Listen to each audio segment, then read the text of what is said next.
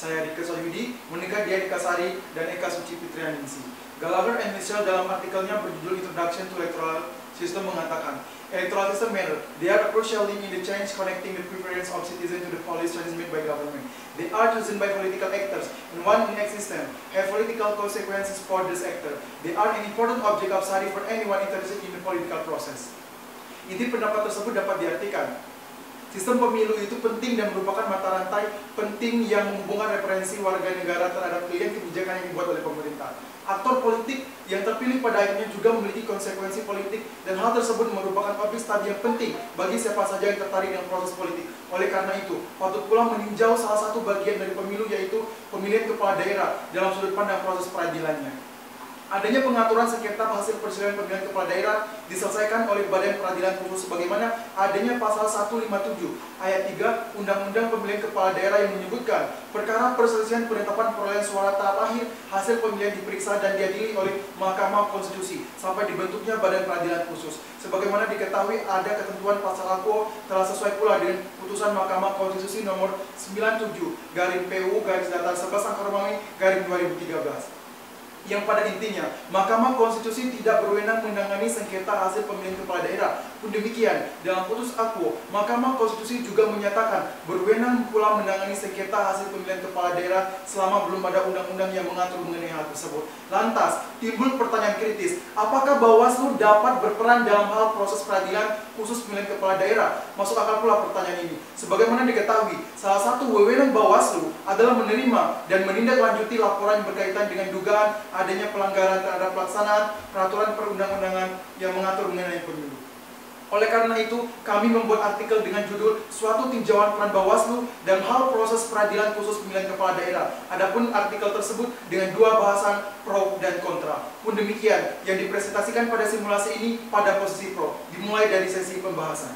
Goldfinger artikelnya berjudul Modern Election Law mengatakan, having consulted the relevant constitution or statute, the candidate should analyze whether she meets the requirement or if the person is a potential candidate thinking about the issue sufficiently in advance of the election. She should consider what steps, if any, she may take to satisfy the requirements in time for the election.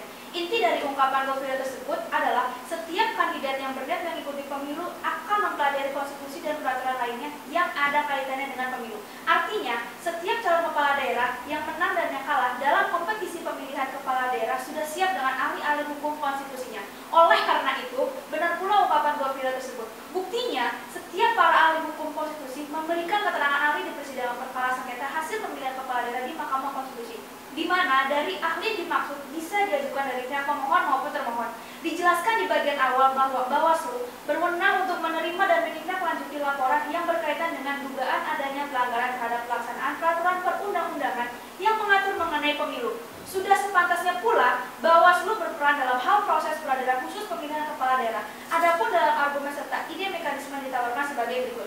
1. Bawaslu pihak yang paling berkompeten jika berperan dalam hal proses peradilan khusus pemilihan kepala daerah karena menguasai peraturan perundang-undangan terkait pemilu. 2. Upaya hukum tingkat peradilan khusus pemilihan kepala daerah ada dua tingkatan, yaitu tingkat pertama dan tingkat terakhir. Tingkat pertama di ibu kota provinsi wilayah pemilihan kepala daerah. Tingkat terakhir di ibu kota negara DKI Jakarta. 3. Susunan majelis hakim peradilan khusus pemilihan kepala daerah tingkat pertama terdiri dari 3 hakim, yaitu 2 hakim dari hakim pengadilan di bawah lingkungan Mahkamah Agung yang sedang bertugas di provinsi yang dimaksud, dan 1 hakim lagi dari unsur Bawaslu provinsi yang dimaksud. 4. Susunan majelis hakim peradilan khusus pemilihan kepala daerah tingkat terakhir adalah 1 hakim agung Mahkamah Agung, 1 hakim Mahkamah Konstitusi, dan 1 hakim lagi dari unsur Bawaslu Republik Indonesia. Selanjutnya penutup.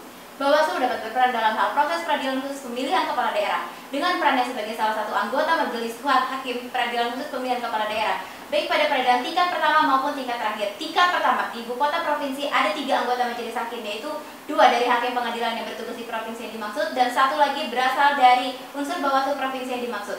Sedangkan peradilan tingkat terakhir berada di ibu kota negara DKI Jakarta. Ada 3 anggota majelis hakim, yaitu 1 hakim agung Mahkamah Agung, 1 hakim konstitusi, dan 1 lagi dari unsur Bawaslu Republik Indonesia. Oleh karena itu, atas ide tersebut, saran kepada Dewan Perwakilan Rakyat dan Presiden untuk secepatnya membuat rancangan undang-undang tentang pengadilan pemilihan kepala daerah dan selanjutnya untuk segera disahkan menjadi undang-undang. Akhirnya patut pula mengungkapkan sebuah ungkapan hukum dari Coleridge. We must not be guilty of taking the law into our own hands and converting it from what it really is to what we think it ought to be. Tidak semestinya kita merasa bersalah karena menggenggam hukum di tangan kita dan kemudian mengubahnya dari apa hukum yang nyata menjadi apa yang kita anggap sebagai hukum yang seharusnya. Amis gula, amis kecap. Pada cengek, pada jinten, lamun ayah salah ucap, abdi nyuhunkeun hapunten. Manis gula, manis kecap. Pedes cengek, pedes jinten. Kalau ada salah kata, saya mohon minta maaf. Demikianlah simulasi dari kami. Atas perhatian dan kesempatannya diucapkan terima kasih. Wassalamualaikum warahmatullahi wabarakatuh. Salam tegak.